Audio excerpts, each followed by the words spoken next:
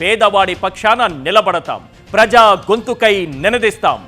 Voice of voiceless, తెలుగువారి మనస్సాక్షి సాక్షి TV. సాక్షి TV ప్రసారాల కోసం మీ స్థానిక కేబుల్ ఆపరేటర్ను వెంటనే సంప్రదించండి. కాళేశ్వరం వైఫల్యంలో కేసీఆర్, హరీష్ రావు, ఈటెలదే ప్రధాన పాత్రన?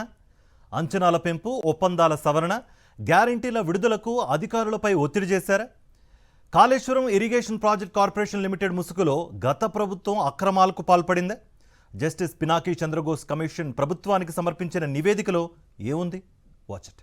కాళేశ్వరం ప్రాజెక్టులో భాగమైన మేడిగడ్డ, అన్నారం, సుందిళ్ల బరాజుల వైఫల్యానికి మాజీ సీఎం కేసీఆర్ ప్రత్యక్షంగా, పరోక్షంగా బాధ్యుడని జస్టిస్ పినాకీ చంద్రఘోష్ కమిషన్ తన నివేదికలో పేర్కొన్నట్లు తెలుస్తోంది.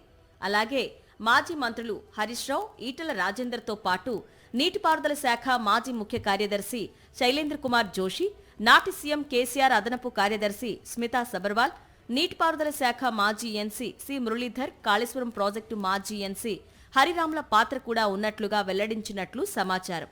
బరాజుల ప్లానింగ్, నిర్మాణం, పనుల పూర్తి, నిర్వహణ, పర్యవేక్షణకు సంబంధించి జరిగిన అవకతవకల్లో కేసీఆర్ పాత్ర ఉందని వెల్లడించినట్లు సమాచారం. నాడు సీఎం హోదాలో నిర్వహించిన సమీక్ష సమావేశాల్లో బరాజుల అంచనాల పెంపు, కాంట్రాక్టర్లతో ఒప్పందాల సవరణ, వారికి ఫైనాన్షియల్ గ్యారంటీల విడుదల విషయంలో అధికారులపై కేసీఆర్ ఒత్తిడి తెచ్చారని నిర్ధారించినట్లు తెలిసింది.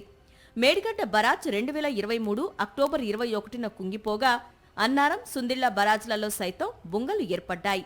రాష్ట్రంలో కాంగ్రెస్ సర్కారు ఏర్పాటైన తర్వాత బరాజుల నిర్మాణంలో సాంకేతిక లోపాలతో పాటు అవినీతి ఆరోపణలపై విచారణ కోసం 2024 మార్చి 14న జస్టిస్ పీసీ ఘోష్ కమిషన్ను నియమించింది. 115 మంది సాక్షులను విచారించి జూలై 31న సర్కార్కు నివేదిక సమర్పించింది పీసీ ఘోష్ కమిషన్. బరాజుల నిర్మాణంలో జరిగిన అవకతవకలకు నాటి సీఎం కేసీఆర్ డైరెక్ట్గా, వైకారియస్గా బాధ్యత వహించాల్సి ఉంటుందని కమిషన్ పేర్కొంది. అంటే సహచర మంత్రులతో పాటు ఐఏఎస్ అధికారులు, ఇంజనీర్లు చేసిన తప్పిదాలకు సీఎంగా కేసీఆర్ బాధ్యత వహించాల్సి ఉంటుందని కమిషన్ పేర్కొంది.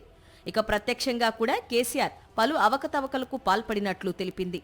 నాటి ఆర్థిక శాఖ మంత్రిగా ఈటెల రాజేందర్ బాధ్యతలను గాలికి వదిలేశారని, కేఐపీసీఎల్ బోర్డులో ఆర్థిక శాఖ ఉన్నా పూర్తి బాధ్యతలను ఆ సంస్థకే వదిలేశారని కమిషన్ తప్పుపట్టింది.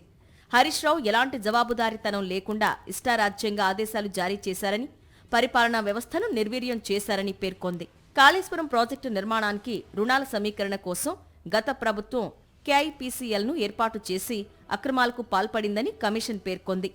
దీనికి